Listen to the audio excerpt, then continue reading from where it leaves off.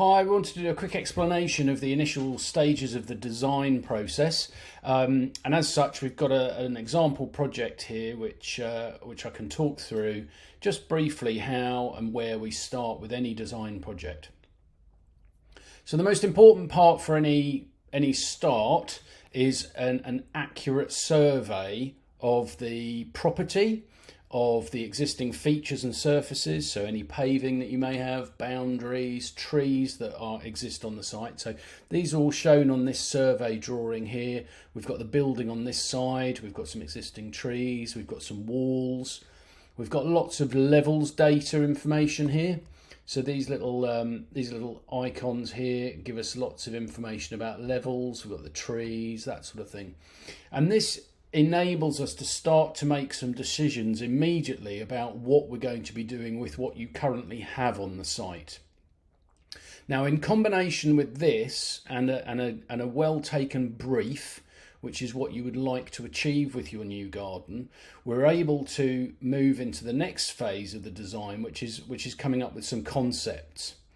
So you can see here we've got the same building here. You can see here that we've got those three little icons there are those three trees that existed. So in this particular instance, we've made a decision to take those three trees out and do something entirely different with this space. So this concept design for this particular property encompasses a new driveway solution, some seating solutions for the granny flat annex building, which is over to the left-hand side here. We've got a romantic rose garden to the outside space to the east of the garden, which gets really nice morning sun. And we've got an entertaining space at the top here with an outside covered barbecue area and seating space, table to seat 12 people. And we've got a transition area where we've got a number of different garden spaces here, which link the entire perimeter of the building. And create a journey and a sense of interest. So this garden here is what we're calling the Mediterranean garden, and we've got sort of a pre-drinks area next to the bar area that's actually in the house. Following drinks, people would migrate through the garden areas to the sort of more formal dining space, which is adjacent to the kitchen, and so on. So it's really, each brief that we have for each of our clients is entirely unique, and we come up with design solutions that meet that brief and hopefully exceed their expectations. Once we've done a concept design, we then start to drill into the detail of each of those spaces, and we start to have then a look at some of the specific materials that might be used there, some of the style pointers that will give us not only a practical space to use, but also something that is aesthetically on trend with what the client's after, whether that's something very modern, something a bit more traditional. In this instance, we were looking to create something that was a little bit more traditional but had a modern feel to it. It wasn't dated.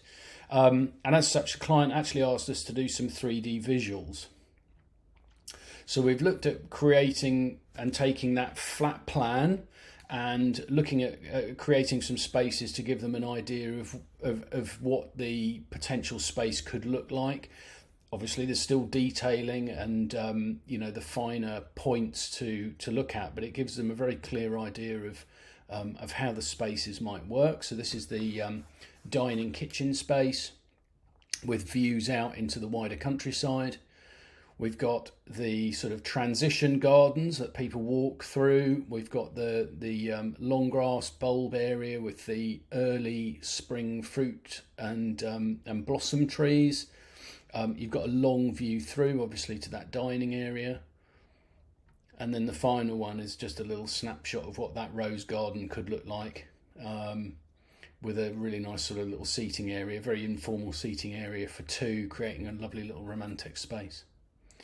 So those are the initial concept phases of what we do for our clients, and following these drawings and assuming everything is all in order, we would then move into the more technical phase of the drawings and the work involved in actually setting out drawings and levels, construction drawings, that side of things. So I hope that's been useful, and I hope you enjoyed seeing this project. Thank you.